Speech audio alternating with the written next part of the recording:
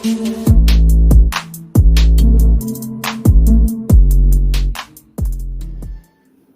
बच्चा पार्टी, कैसे हैं आप सभी। मैं अमरीश कुमार एंड स्वागत करता हूं आपके अपने YouTube channel keep learning with Amrish Kumar में। डियर फ्रेंड्स, आज का जो टॉपिक है वो आप लोगों के लिए मोस्ट इंपोर्टेंट रहने वाला है। आज हम डिस्कस करने वाले हैं सॉलिड ज्योमेट्री के बारे में, जो कि हमारा BA BSc first semester students के लिए है, जो कि कुरुक्षेत्र यूनिवर्सिटी कुरुक्षेत्र के हैं या एमडीयू के हैं या सीडीएलयू के हैं, और बाकी जो अदर यूनिवर्सिटीज में भी ये जो सॉलिड ज्योमेट्री जहां जहां पे भी ये general equation of second degree available है सिलेबस में, तो उस यूनिवर्सिटी के बच्चे भी ग्रेजुएशन के या +2 के या किसी भी कंपटीशन एग्जाम अगर देने जा रहे हैं तो उन सभी के लिए ये मोस्ट इंपोर्टेंट रहने वाला है। उन सभी के पॉइंट ऑफ व्यू से मैंने बनाया है। तो बच्चा party, without waiting your much more time, we will start our topic general equation of second degree. तो general equation of second degree में हम ये चेक करेंगे, पहले इसमें जो लेक्चर में करेंगे वो ये चेक करेंगे कि कोई भी इक्वेशन अगर आपको सेकंड डिग्री की दी हुई है तो वो क्या रिप्रेजेंट करेगी, वो किस टाइप का कोनिक रिप्रेजेंट करेगी, और कोनिक एक्चुअली ये बना क्या है यार, कोनिक होता क्या है। ठीक है, कोनिक कोनिक करते हैं हम, कोनिक को भी बताएंगे कि कोनिक होता क्या है। उसके बाद ये बताएंगे कि अगर वो कोनिक बना रही है तो किस टाइप का पर्टिकुलर कोनिक बना रही है, और उसके बाद हम इस लेक्चर के बाद फिर ट्रेसिंग के बारे में बात करेंगे। So without waiting your much more time, we start our topic general equation of second degree. तो क्या है हमारा टॉपिक? जनरल इक्वेशन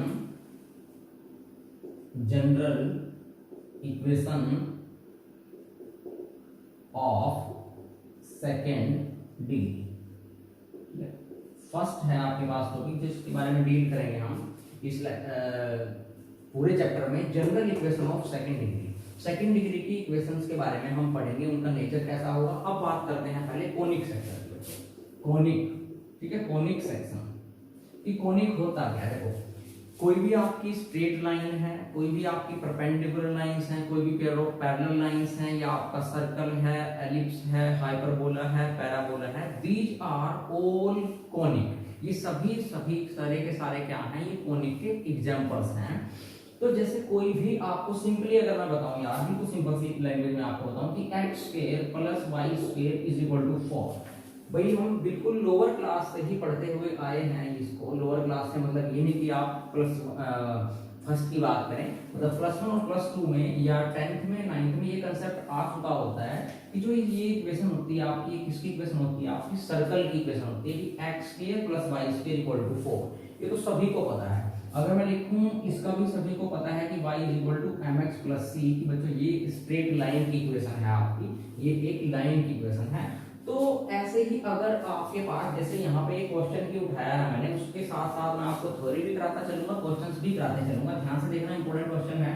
वो कह रहा है कि ये जो कोनिक है, ठीक है, ये जो इक्वेशन है ये किस टाइप का कोनिक रिप्रेजेंट करेगी। ठीक है, ये जो इक्वेशन लिखी हुई है आपकी, ये इक्वेशन, इसको मैं नाम दे देता हूँ इक्वेशन नंबर 1। ये इक्वेशन सेकंड डिग्री की है, दिख रहा होगा 2 डिग्री। यहाँ पे आप इसको कैसे देखो, हाईएस्ट पावर को बोलते हैं इक्वेशन की डिग्री। हाईएस्ट पावर यहाँ पे 2 अवेलेबल है, तो इसकी डिग्री कितनी है, 2 है। तो यहाँ पे देखो x की पावर 1, y की पावर 1, तो प्रोडक्ट में पावर ऐड हो जाती है, तो इसकी पावर भी 2 गिनी जाएगी। तो आपकी जो ये इक्वेशन है आपकी, सबको दिख रहा होगा कितनी डिग्री की है, सेकंड डिग्री की। डिग्री मैंने बताया किसी भी इक्वेशन के अंदर आने वाली हाईएस्ट पावर, बट वहां पे कोई भी पावर रेडिकल नंबर ना हो, कोसेंट ना हो, 2/3 1/3 इस टाइप की ना हो, फिर तो वो इक्वेशन ही नहीं बनेगी, उसकी डिग्री की बात नहीं कर सकते हम। तो यहाँ पे कुछ भी नहीं है, सिर्फ 2 पावर्स का हाईएस्ट, तो इसको हम कहेंगे कि ये क्या है, सेकंड डिग्री की इक्वेशन है। तो देखो, इसको तो आपने देखने से ही बता दिया कि ये भैया सर्कल की इक्वेशन है। अब इसको कैसे बताओगे कि ये भैया सर्कल की है या पैराबोला की है, हाइपरबोला की है। पैराबोला की भी आपको पता है इक्वेशन की, अगर मैं ये लिख दूं y² = 4ax, आप इसको कह दोगे पैराबोला है। अगर मैं इसे लिख दूं x² / a² + y² / b² = 1, इसको कह दोगे आप ये एलिप्स है। अगर मैं इसे लिख दूं कि x² / a² - y² / b² = 1, इसको कह दोगे आप एलिप्स है। मतलब बहुत होशियार हैं आप लोग, इन सभी के बारे में जानते हैं आप। अब हम कुछ अलग करते हैं यार इनसे, कि अगर जनरली ऐसे दी हुई हो आपको, फिर वो क्या रिप्रेजेंट करेगी, और रिप्रेजेंट चेक कैसे करेंगे आपकी क्या रिप्रेजेंट करेंगे। देखो बड़े ध्यान से देखना ये लेक्चर आपको। देखो ये लेक्चर जो चल रहा है आपका, ये पूरा का पूरा फर्स्ट सेक्शन कवर कर लेता है आपका केयू के बच्चों के लिए, क्योंकि इसके बाद जो मैं कराने वाला हूँ, जो नेक्स्ट लेक्चर आएगा वो आएगा ट्रेसिंग ऑफ कॉनिक्स। तो बच्चों जब ट्रेसिंग ऑफ कॉनिक्स हम करेंगे तो जो मैं ये पूरा का पूरा कंसेप्ट कराऊंगा, ये पूरा का पूरी चीजें आपको ट्रेसिंग ऑफ कॉनिक को करने से पहले, किसी भी कॉनिक को ट्रेस, तो ये सब चीजें आपको पहले फाइंड करनी पड़ेगी, अब जो मैं कराने वाला हूं आपको। सो आप इस लेक्चर को बड़े ध्यान से देखें और स्टार्टिंग से लेके एंड तक ही देखना, ठीक है, क्योंकि जो चीजें कराने वाला हूं वो आपकी पूरा का पूरा एक सेक्शन चल रहा है, ठीक है, ये ध्यान रखना है। तो आइए करते हैं।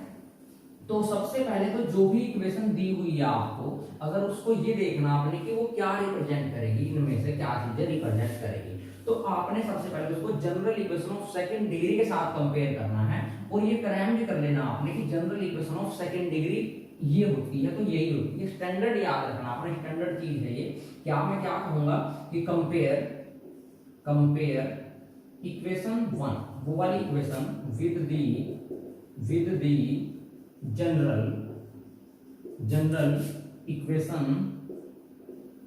Of second degree. मतलब सेकंड डिग्री की जो जनरल इक्वेशन है यहाँ पे वो ये है आपकी कि भैया axa plus 2hxy plus by² plus 2gx plus 2fy plus c equal to 0। Equation number 2, ठीक है बच्चों। मतलब क्या, सिंपल सी थिंग है भैया, इसी को याद रखना है बस, ये तो क्रैम ही करना आपने। क्या कि a है तो x के कोएफिशिएंट a ही देना, ऐसा नहीं करना भाई कि आप y के कोएफिशिएंट को a मान लो और y के कोएफिशिएंट को आप a मान लो, x के कोएफिशिएंट को b मान लो, इनको इंटरचेंज नहीं करना। x कोएफिशिएंट 2g ही रहेगा, y कोएफिशिएंट 2f ही रहेगा, ये ध्यान रखना आपने। अब इसके साथ फर्स्टली हम इसको कंपेयर करेंगे। तो कंपेयर जब करेंगे तो a दिख रहा होगा आपको, x के कोएफिशिएंट कितना है 36, तो a आ गया मेरा 36, बिल्कुल सिंपल। x की बात करें, देखो अब यहाँ पे बच्चों ये 2h है और xy का कोएफिशिएंट यहाँ पे क्या है 24, इसमें कंफ्यूज नहीं होना भैया। यहाँ पे xy कोएफिशिएंट क्या है 2h है, वहां पे xy कोएफिशिएंट क्या है 24 है, दोनों को रखो इक्वल, तो 2 से 24 कैंसिल, तो h कितने आ गई आपकी 12 आ गई, तो h में लिखूंगा 12। तो सिंपल सा फंडा याद रखना है, जब भी 2 हो यहाँ पे तो आपने जो भी वो कोएफिशिएंट है उसको हाफ कर देना भैया। b कितना आएगा, y स्क्वायर कोएफिशिएंट आपका 29 है, तो मैं 29 लिखूंगा। उसके बाद बात करते हैं g की। देखो यहाँ पे 2g है, वहां पे आपका x कोएफिशिएंट 72 है, तो उसका मैं हाफ कर दूंगा, यहाँ पे 2 होने की वजह से माइनस साइन ऐसे रहेगा, g आ गया माइनस का 36। अब बात करते हैं f की। f भी क्या है यहाँ पे 2f में है, तो f का जो y का कोएफिशिएंट होगा उसको भी हाफ कर दीजिएगा आप, तो f कितना हो जाएगा 126 का हाफ जब करेंगे तो आई थिंक आपका 2 6 जब बड़ा 2 3 या 6 63 हो जाएगा। c की बात करते हैं, कांस्टेंट टर्म क्या है यहाँ पे 81, तो आपका जो c है वो आ गया आपका 81, ठीक है फ्रेंड्स। मैं बार बार बता रहा हूं कि बच्चों अगर आपको ट्रेसिंग करनी है, ट्रेसिंग ऑफ कॉनिक करनी है, तो ये सब चीजें आपको पहले फाइंड करनी पड़ेगी। ये भी चेक करना पड़ेगा कि ये कॉनिक क्या रिप्रेजेंट है, सॉरी ये मतलब किस टाइप का कॉनिक है इनमें से पर्टिकुलर, और फिर तभी तो उसकी ट्रेसिंग करोगे। उसके बाद कुछ एक एक्स्ट्रा चीजें हैं वो सभी फाइंड करनी पड़ेंगी आपको। तो ट्रेसिंग ऑफ कॉनिक करना मतलब ये सब चीजें आपको फाइंड करनी ही पड़ेंगी, तो इसको आप बड़े ध्यान से देखें। उसके बाद क्या है आपके पास, ये सभी फाइंड हो गया। अब बात करते हैं हम डेल्टा की वजह। डेल्टा ये इंपॉर्टेंट है आपका कि डेल्टा की वैल्यू क्या होती है। देखो डेल्टा को फाइंड करने के दो तरीके हैं, या तो आप ऐसे याद रख लो इसको कि भैया A B C determinant form में, ए बी सी यहां से स्टार्ट हो जाओ भैया, एफ एफ जी जी बच्चों ये एच और ये एच, ये डिटरमिनेंट सभी वैल्यू है हमारे पास, इसमें रखो और इस डिटरमिनेंट को फाइंड कर दो, क्योंकि डिटरमिनेंट निकालना आपको आता है, कोई भी डील नहीं है। उसके बाद या तो आप इसको इस वाले तरीके में पुट कर लो, या आपको अगर इसको याद रखने में कंफ्यूजन है तो बच्चों या ये फॉर्मूला याद रख लो, क्योंकि इसी को सिंपलीफाई करके ये भी आ सकता है आपका कि a B c plus 2f g h minus a f square minus b g square minus c h square, ठीक है फ्रेंड्स। या तो डायरेक्ट इनमें वैल्यू रख दो, इसकी वैल्यू निकाल लो, या इसमें वैल्यू रख के डिटरमिनेंट को सोल्व कर दो, व्हाटएवर जो भी आपको अच्छा लगता है उसमें आप वैल्यू रख सकते हैं। उसके बाद बात आती है कि यहाँ पे हमें एग्जैक्टली वैल्यू की भी नीड नहीं होती कि डेल्टा की वैल्यू 5 आएगी, 3 आएगी या 0 आएगी या क्या आएगी -2 आएगी, उनकी नीड नहीं है हमें। हमने जस्ट यहाँ पे एक बार वैल्यू पुट करके जस्ट आइडिया ले लेना है कि डेल्टा जीरो होगा या नॉन जीरो होगा, क्योंकि डेल्टा जीरो या नॉन जीरो पे ही फिर आगे केसेस बनेंगे कि ये वन जो है वो क्या रिप्रेजेंट करेगा, पैराबोला रिप्रेजेंट करेगा बच्चों, एलिप्स रिप्रेजेंट करेगा, हाइपरबोला रिप्रेजेंट करेगा, या सर्कल रिप्रेजेंट करेगा, या लाइन रिप्रेजेंट करेगा, क्या रिप्रेजेंट करेगा, वो यहां से डिसाइड होता है। ठीक है, तो डेल्टा की वैल्यू पहले फाइंड कर लो। डेल्टा की वैल्यू जब आप इनमें वैल्यू रखोगे, ए की वैल्यू रखोगे, बी की वैल्यू रखोगे, सी की वैल्यू रखोगे, तो आपके पास ये सभी वैल्यू है, इसे फाइंड करोगे। तो मुझे तो पता है, तो ये कैलकुलेशन आप जरूर करके देखना और मुझे कमेंट में बताना कि इसकी वैल्यू क्या आएगी। तो मुझे तो पता है जो भी वैल्यू आएगी, मुझे तो नॉन जीरो से मतलब है, इसकी वैल्यू आप चेक करके देखना, इनकी जो वैल्यू आएगी सोल्व करने के बाद वो नॉन जीरो ही आएगी कंफर्म। मुझे नॉन जीरो से लेना है, मुझे आपको फंडे समझाने हैं। ठीक है, फंडा समझे यहाँ पे। फंडा है क्या, डेल्टा अगर नॉन जीरो है, फिर देखना किस केस में जाएगा।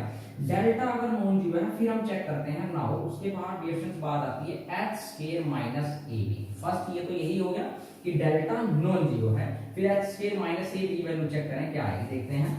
h क्या है आपका यहाँ पे 12, तो 12 का स्क्वायर कितना होता है आपका 144, माइनस ab, a कितना है आपका 36 और b कितना है डिफरेंस आपका, b है आपका 29। ठीक है, b है 29। तो दोनों की अगर जब आप फिर से वही बात, इसकी भी वैल्यू हमें एग्जैक्टली नहीं चाहिए अभी, तो यहाँ पे जस्ट आप ये देख सकते हैं, ये मल्टीप्लिकेशन 144 से बहुत ग्रेटर आने वाली है, तो ग्रेटर नंबर आपका माइनस का है, स्मॉल नंबर पॉजिटिव है, तो मतलब साइन यहाँ से मुझे चेक करना था बस कि ये लेस आएगा जीरो से या इक्वल टू जीरो आएगा या ग्रेटर आएगा जीरो से। अब बनेंगे केस कि अगर ये x square minus ab less है जीरो से डिफरेंस, तब तो ये वन जो है वो रिप्रेजेंट करेगी एलिप्स। बताता हूँ वन बाय वन, पहले तो मैं इसी को लिख लूं कि जो अब ये वन जो है क्या रिप्रेजेंट करेगी, वन रिप्रेजेंट एलिप्स। वन जो है वो कंफर्म आपकी एक एलिप्स बनाएगी, मतलब जो ये इक्वेशन वन है इतनी बड़ी दिख रही है आपको डिफरेंस, ये एक एलिप्स की ही इक्वेशन है, वो हमने यहाँ से पता लगाया। डिफरेंस पहली बात तो ये, अगर आप चैनल पे नए हैं तो प्लीज यार चैनल को सब्सक्राइब कर ले पहले, और अपने फ्रेंड्स के साथ ज्यादा से ज्यादा शेयर जरूर किया करें। ठीक है, ताकि उनको भी इसका बेनिफिट मिल सके। अब अपने मेन काम पे आते हैं हम। तो भैया ये रिप्रेजेंट कर रही है एलिप्स, अगर डेल्टा नॉन जीरो है और x स्क्वायर माइनस ab आपका लेस देन जीरो है तो रिप्रेजेंट करेगी एलिप्स। अब मैं इसी क्वेश्चन में आपको सारे के सारे केस बता देता हूं कि एलिप्स तो बता ही दिया कि हाइपरबोला कब बनेगा, पैराबोला कब बनेगा, सर्कल कब बनेगा, तो किसी भी टाइप का क्वेश्चन है तो उसको आप उधेड़ देना बस, जब भी आए फोड़ देना रखे। तो देखो बात करते हैं, इधर बात कर लेते हैं भाई हम हल्का सा। देखो डिफरेंस ध्यान दें कि आपका जो फर्स्ट है केस, मतलब केस फर्स्ट की अगर मैं बात करूं तो पहला तो वही है कि डेल्टा तो चेक करना आपको। डेल्टा सपोज करो नॉन जीरो आ गया, वो अगर डेल्टा ही जीरो आ जाए तो वो केस सेकंड के अंदर चला जाता है। सर केस सेकंड क्या कि अगर डेल्टा जीरो हो जाए, उसकी भी बात करेंगे। फर्स्ट केस में आते हैं, अगर डेल्टा नॉन जीरो है फिर उसमें सब केसेस हैं क्या, फर्स्ट कि अगर आपका x square minus ab greater than zero आ जाए, तो याद कैसे रखेंगे, तो जैसे हाई, मतलब इसमें बड़ा कंफ्यूजन होता है, याद रखना ट्रिक बताता हूँ, अपनी अपनी ट्रिक है, वैसे कैसे भी याद रख सकते हैं भाई। हाइपरबोला, हाई मतलब बड़ा ऊंचा, तो बच्चों जब भी x square minus ab greater than zero मतलब ऐसे याद रखेंगे, हाई है भाई ये, तो हाइपरबोला रिप्रेजेंट करेगी जो भी आपकी जनरल इक्वेशन होगी सेकंड डिग्री की। तो जो भी मैं अभी 2 की बात करता हूं क्योंकि 2 मैंने जनरली लिखी हुई है, तो मैं डायरेक्ट फॉर्म में बताता हूं आपको सभी। तो 2 है आपकी क्या रिप्रेजेंट करेगी, देन 2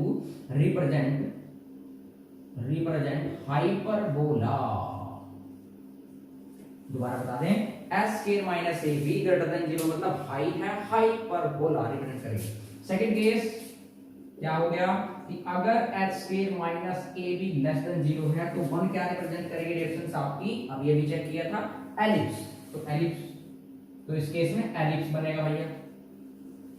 थर्ड केस की बात करते हैं यहाँ पे, सब केस की। अगर x स्क्वायर माइनस ab ये कह रहा है भैया मुझे भी ले लो, चीज के भैया ग्रेटर देन जीरो हो गया, लेस देन जीरो हो गया, यार मुझे भी तो ले लो, इक्वल टू जीरो भी तो हो सकता हूं मैं। तो अगर इक्वल टू जीरो हुआ तो सिंपल बिल्कुल फिर बनाएगा भैया ये पैराबोला। और आप होशियार बहुत हैं यार। फोर्थ केस की बात करते हैं, सर्कल वाला। अब सर्कल में तो भैया इसी इक्वेशन से क्रैम करने की नीड ही नहीं है आपको। अब अगर आपका सर्कल ये है भैया, बेटे ये बात याद रखना आप सभी कि सर्कल में कभी भी एक्स वाई, सर्कल की इक्वेशन में कभी भी एक्स और वाई की प्रोडक्ट कभी नहीं आएगी। देखो यहाँ पे एक्स वाई प्रोडक्ट नहीं है, ये तो जनरल बताया मैंने। वैसे भी कहीं भी किसी general equation of second degree में बेटे आपको अगर एक्स वाई की टर्म दिख रही है ना, तो एक्स वाई मतलब एक्स वाई की प्रोडक्ट दिख रही है, तो वो इक्वेशन कभी भी सर्कल नहीं बनाएगी। अब एक्स वाई की प्रोडक्ट यहाँ पे है तो इसने सर्कल नहीं बनाया, तो मतलब क्या, जो एक्स वाई का कोफिशिएंट है यहाँ पे बच्चों है क्या, वो एच। मतलब अगर एच ही जीरो हो जाए तो एक्स वाई हो गई ऑब्वियस है। तो मैं यहाँ पे ये लिखूंगा बच्चों, पहला केस कि अगर आपका एच जीरो है, एच तो जीरो होना चाहिए। सेकंड केस की बात करते हैं। देखो x k + y k = 4 ये सर्कल है, सबको पता है। यहाँ पे x के कोएफिशिएंट क्या है, a है, हमने लिखा। y के कोएफिशिएंट क्या है, b है। तो वो तो क्या है, दोनों 1 है। अब ऐसे नहीं कहोगे आप कि भैया a और b आपके क्या है, वो 1 होने चाहिए। अगर बच्चों ये चीज होती, देखो कि 2x² + 2y² = 4, तब भी ये सर्कल ही रिप्रेजेंट करती। क्यों? क्योंकि 2 मैं यहाँ से कॉमन ले लूंगा, 2 को इससे डिवाइड करा देंगे तो इक्वेशन बन जाएगी x² + y² = 2, और इसको लिख सकते हैं √2 का होल स्क्वायर। तो बात तो वही हुई, रेडियस अब √2 होगी, तो बना तो ये सर्कल ही। मतलब यहाँ से लॉजिक समझे, तो जब भी a और b मतलब x² का कोएफिशिएंट और y² का कोएफिशिएंट क्या होंगे, सेम होंगे, ना कि 1। तो मैं यहाँ पे लिखूंगा जब a और b इक्वल होंगे डियर फ्रेंड्स, तो उस केस में क्या बनेगा आपका इक्वेशन, जो भी होगी सेकंड डिग्री की, वो क्या बनाएगी आपकी, एक सर्कल फॉर्म करेगी। h जीरो होना चाहिए, a और b क्या होने चाहिए आपके, इक्वल होना चाहिए। तो इक्वेशन जो जनरल है वो क्या रिप्रेजेंट करेगी, ऑलवेज आपका एक सर्कल रिप्रेजेंट करेगी। सो डिस्टेंस एक और छोटा सा चीज बात कर लेते हैं यार यहाँ पे फिफ्थ केस की, कि अगर आपका x² - ab ये तो ग्रेटर देन 0 ही है, तो ये तो कंफर्म है। जब x² - ab ग्रेटर देन 0 होता है तो क्या बनाती है इक्वेशन, जो भी इक्वेशन होती है आपकी, वो बनाती है हाइपरबोला। तो अगर उसके साथ साथ ये और हो जाए कि a + b = 0 हो जाए, तो हम कहते हैं कि वो जो हाइपरबोला होगा वो पर्टिकुलर रेक्टेंगुलर हाइपरबोला होगा। क्या, रेक्टेंगुलर,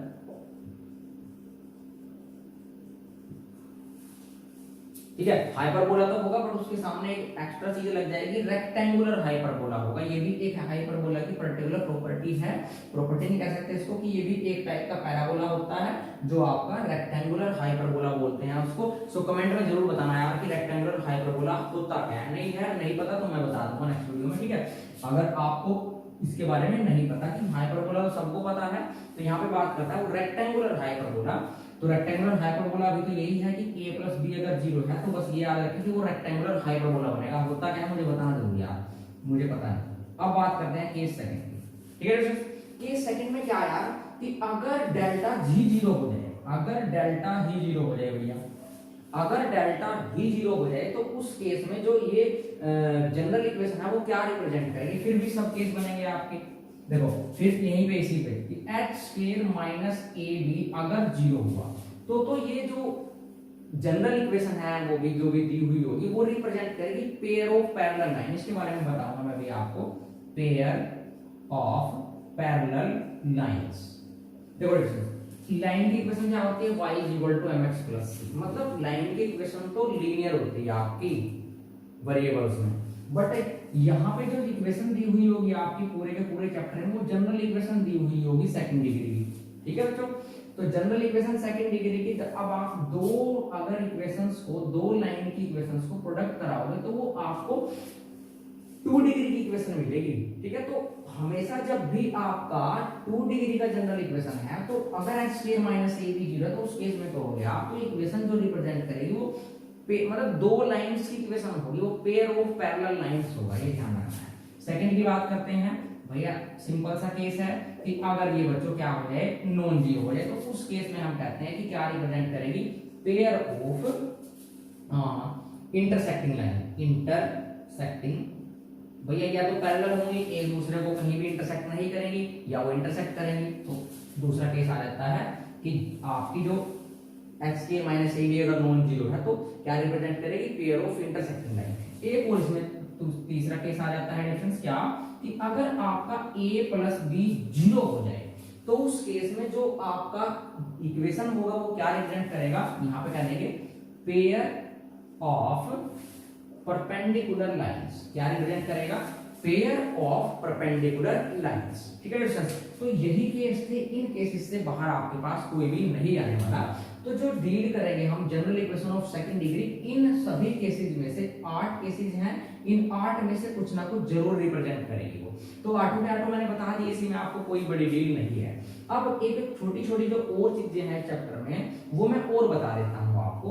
सो उससे पहले मुझे इसको रफ करना पड़ेगा यार, तो मैं रफ कर देता हूँ उसको पहले। ओके सो प्यारे बच्चों, अब हम जो करने वाले हैं वो ये करेंगे कि जो अभी अभी हमने किया था वो ये किया था कि ये इक्वेशन क्या रिप्रेजेंट करती थी। तो ये इक्वेशन हमने अभी अभी पता लगाया था कि ये इक्वेशन क्या रिप्रेजेंट कर रही थी, आपका एलिप्स रिप्रेजेंट कर रही थी। ठीक है, उसके बाद उसने इसी में कहा है कि आप ऐसे इक्वेशन फाइंड करें, find the equation whose center referred as origin। बात करें क्या बताया हमने, इक्वेशन, वो इक्वेशन फाइंड करनी है whose center referred as origin। ये फंडा कर रहे हैं, equation whose center referred as origin। ये गलत लिख देता हूं यार, तीसरे एक्सप्रेशन में REF ठीक है, who equation whose center referred as origin। अब यहाँ पे सेंटर की बात है। ठीक है, तो सबसे पहले हम क्या करेंगे, इस इक्वेशन को फाइंड करने के लिए हमें सेंटर की नीड होगी। तो 2 नंबर में आप ये भी आ सकता है आपके पास कहीं पे कि कोई जनरल इक्वेशन सेकंड डिग्री के दे देगा आपको, कहेगा भैया उसका सेंटर निकाल के दिखाओ यार। तो सेंटर कैसे निकालोगे आप, सेंटर की नीड होगी मुझे इस इक्वेशन को निकालने में। तो पहले भाई सेंटर के लिए काम करते हैं। तो सेंटर, इस इक्वेशन को निकालने के लिए मुझे पहले नीड होगी सेंटर की। तो सेंटर के लिए क्या करना है, जो भी इक्वेशन दी हुई है उसको आप f मान लें कि भैया ये f जो है x y वेरिएबल में है। ऐसे लिखने का मतलब है कि f 2 वेरिएबल्स में है, 2 आर्गुमेंट है इसके पास, फर्स्ट आर्गुमेंट है, सेकंड इज y। तो fx y ये दिया हुआ आपको। तो बच्चों आप करोगे करली f y करली x। अब आप कहोगे भाई करली f y करली x क्या बना है, डिस्टेंस ये आपका पार्शियल डेरिवेटिव है। आपने टोटल डेरिवेटिव किया होगा, बट मैं इसको यहीं पे लिख देता, अगर मैं यहीं पे ये लिख देता ना इसको, देखो ये कि df by dx, तो बच्चे खुश हो जाते हैं कि जी बहुत बढ़िया चीज आ गई। ये तो हमने करा हुआ है कि डिफरेंशिएशन होगा with respect to x। Distance से एक चीज बता दूं मैं आपको, यहाँ पे इन दोनों में डिफरेंस क्या है। देखो ये f जो है आपका 2 वेरिएबल्स पे डिपेंड कर रहा है, मतलब f के अंदर 2 वेरिएबल हैं। जब भी कोई फंक्शन मोर देन 1 वेरिएबल में हो, 2 वेरिएबल या 2 वेरिएबल से ज्यादा में हो, तो वहां पे अगर डेरिवेटिव की बात की जाती है तो df by dx ना कह के इसका नाम बदल दिया जाता है करली f by करली x। इसको कहते हैं टोटल डिफरेंशिएशन। और फिर जब मोर देन 1 वेरिएबल में वो फंक्शन, जैसा कि हमारा ये फंक्शन x और y में है, तो यहाँ पे df by dx का काम कौन करेगा, करली f by करली x। मतलब इसको कहते हैं पार्शियल डेरिवेटिव। जब 2 है ना वेरिएबल तो हम पार्शियलिटी करते हैं एक के साथ, पार्शियलिटी, इसीलिए इसका नाम रखा पार्शियल डेरिवेटिव। तो ये पार्शियलिटी कैसे करता है, एक बात बता दूं, देखो df by dx जो रूल यहाँ पे x स्क्वायर का डिफरेंशिएशन क्या होता है आप सभी को पता है बच्चों, 2x होता है। तो करली f by करली x में बदलेगा नहीं, वो भी 2x ही रहेगा। चेंज क्या होगा बता दूं, जिसके भी रिस्पेक्ट में डेरिवेटिव कर रहे हैं, ध्यान दीजिएगा, जिसके भी रिस्पेक्ट में डेरिवेटिव कर रहे हैं आप उसी को वेरिएबल ट्रीट करना है, बाकी अदर वेरिएबल्स को एज अ कांस्टेंट ट्रीट करना है। तो मैं यहाँ पे x को तो लूंगा एज अ वेरिएबल, x के अलावा y z व्हाटएवर जो भी वेरिएबल्स हैं उन सभी को एज अ कांस्टेंट ट्रीट करना है। सभी को पता है कांस्टेंट का डेरिवेटिव 0 होता है भैया। देखो चलो x के सेट में करो, 36 टू जा 72x। भैया यहाँ पे आपका y अवेलेबल है, 24 अवेलेबल है, तो 24y तो हो गया कांस्टेंट, x का डेरिवेटिव हो गया y। चलो माइनस 72x का हो गया, 72x का डेरिवेटिव हो गया 126 में। अब बच्चों ये पूरा का पूरा कांस्टेंट है क्योंकि y को भी कांस्टेंट क्रिएट करना है, 126 तो ऑलवेज है ही कांस्टेंट, तो इसका कांस्टेंट का डेरिवेटिव 0, 81 का भी आपका कांस्टेंट, इसका भी डेरिवेटिव क्या हो जाएगा 0। तो बस ये आ गया। फिर बात करते हैं करली f by करली y। करली f by करली y में सेम चलेगा, y को एज अ वेरिएबल ट्रीट करें, बाकी सभी को कांस्टेंट। तो पहले यहाँ पे 36x के क्या हो जाएगा आपका डेरिवेटिव, इसका 0 हो जाएगा। फिर 24xy की बात करें तो 24x आ जाएगा, y का डेरिवेटिव 1 हो जाएगा। 29y स्क्वायर का जब करेंगे तो कितना आएगा, 2 9 जा 18, 2 2 जा 4, 58 y आ जाएगा।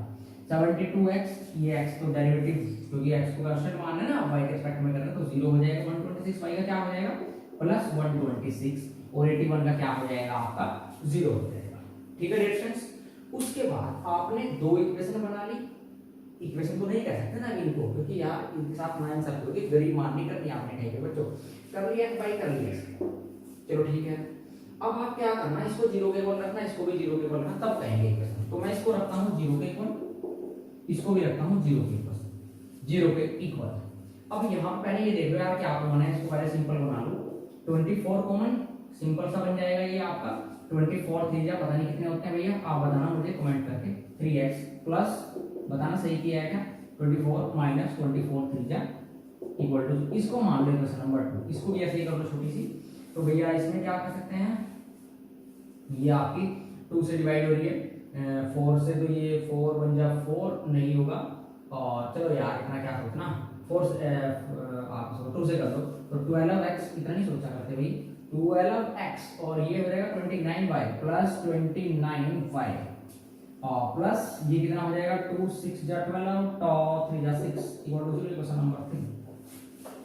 तो इन दोनों इक्वेशन को सोल्व करके आपने x y की वैल्यू निकालनी है, कोई बड़ी बात नहीं है भाई निकालनी, बिल्कुल सिंपल सी है, कमेंट करके जरूर बताना। अब आप क्या करेंगे, यहाँ पे x y की जो वैल्यू आएगी उसी को कहोगे सेंटर, उसके लिए आप x क्वेश्चन सेम कर लो, यहाँ पे 4 की मल्टीप्लाई कर दो और दोनों को सब्ट्रैक्ट कर दो। मैं क्या कर रहा हूँ, 2 में मल्टीप्लाई करूंगा 4 की, फिर माइनस कर दूंगा इक्वेशन नंबर 3 से। तो भैया 2 में 4 की मल्टीप्लाई करो जी, 4 3 जा 12x, 4 by minus 12 equal to 0।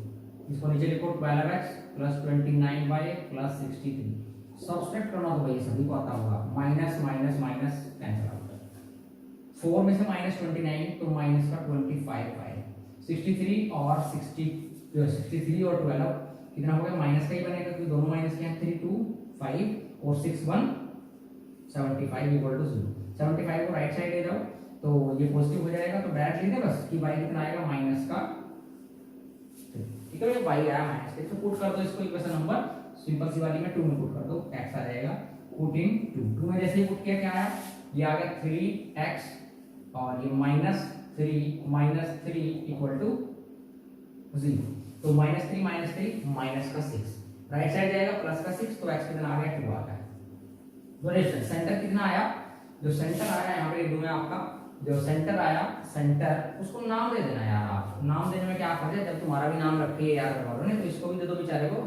तो सेंटर क्या है भैया x1 y1, उसको नाम दे दिए यार, कुछ भी दे सकते हैं नाम, सोनू मोनू दोनों, तो x1 y1, तो भैया x क्या है 2 है, चलो y1 कितना है -3 है, तो बच्चों ये हो गया आपका सेंटर। अब सेंटर के बाद बात करते हैं मेन थिंग की, कि हमने निकालनी थी equation whose centre referred as origin. भाई बिल्कुल सही सा सवाल ही पूछ रहा है, क्या है यार ये, ठीक है चलो भैया इसको भी कर दो, ये लो तुम्हारी फरमाइश पे, equation whose centre referred as origin, कुछ नहीं करना, ये लिखना है कि a कैपिटल X के, बताऊंगा क्या है ये, स्मॉल b कैपिटल Y के plus 2 small h capital X लिखने में क्या समझ जाता है आपको भैया, capital X capital Y plus C1 भी लिख दोगे क्या, इक्वल टू 0। C1 अलग से नजर आ रहा है, C1 की वैल्यू तुम्हें बता दोगे मैं, चलो किसी को बताना हो कि मैंने ये बताई थी कि gx1 plus fy1 plus c, हंस भी लिया करो यार, थोड़ा बहुत हंसना भी जरूरी है भाई। चलो बच्चों फिर C1 क्या आ गया, gx1 plus fy1 plus c, याद रखना भाई C1 कितना होता है, gx1 plus fy1 plus c, x1 y1 वही है जो हमने पहले से फाइंड कर चुके थे, मैंने बताया था इसकी लिमिट पड़ेगी ये लो, ठीक है आगे चलो।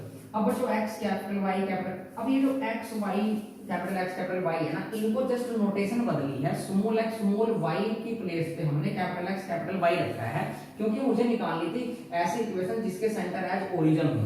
तो मतलब क्या है इसका कि भैया आपने इस वेरिएबल से डिफर दिखाने के लिए यहाँ पे दूसरे वेरिएबल नाम ले लिया, कोई गुनाह कर दिया कैसे बेचारे ने, कुछ गुनाह नहीं किया, क्या स्मॉल a वही चलेगा जो है, स्मॉल b वही चलेगा जो है, स्मॉल h वही चलेगा जो है, C1 की वैल्यू आपके सामने लिखी पड़ी है, तो उसमें रखो ना यार, देख किस बात की है, पहले तो C1 को पकड़ लो यहाँ पे, C1 कितना आएगा बच्चों, C1 g की वैल्यू भैया 2gx, तो g आया था आपका माइनस का 36, देख लेना पीछे, यहाँ से इसको कंपेयर करोगे जब स्टैंडर्ड इक्वेशन के साथ तो आएगा -36 इनटू, ठीक है, और x1 कितनी है 2, तो 2 प्लस एफ कितनी है भैया 2f, y को कोफिशिएंट का हाफ कर दो तो 63 आएगा, y1 माइनस 3, ये लो भैया माइनस 3, प्लस सी कितनी भाई 81 प्लस 81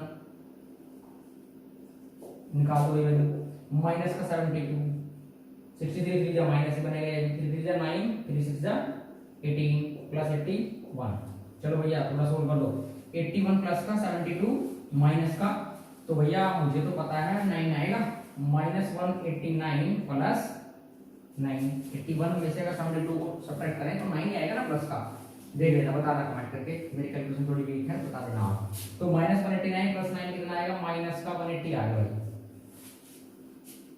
ये चीज बता दूंगा आपको। यहाँ पे C1 का माइनस आना जरूरी है, माइनस आया तो मतलब आप गजब खुश हो जाओ कि भैया माइनस आ गया, चलो बहुत बढ़िया है। वो अलग चीज है कि माइनस का आया क्या है, वो भी सही होनी चाहिए कैलकुलेशन में, माइनस का तो आना ही चाहिए, कैलकुलेशन भी सही होनी चाहिए। अब भैया a कितना था 36 लिखो यहाँ पे, तो 36x², b कितनी है 29, तो plus 29y² plus twice h, भाई एक घंटे में लो, ये आपका 2h ही तो है 24, तो डायरेक्ट लिख दूंगा मैं कि 24xy और माइनस का 180 C1 की जगह इक्वल टू 0, तो ये इक्वेशन आई। यहाँ ना छोड़ना आंसर, इसको स्टैंडर्ड फॉर्म में बदल देना बिल्कुल कि 36y180x² प्लस 29y180y²।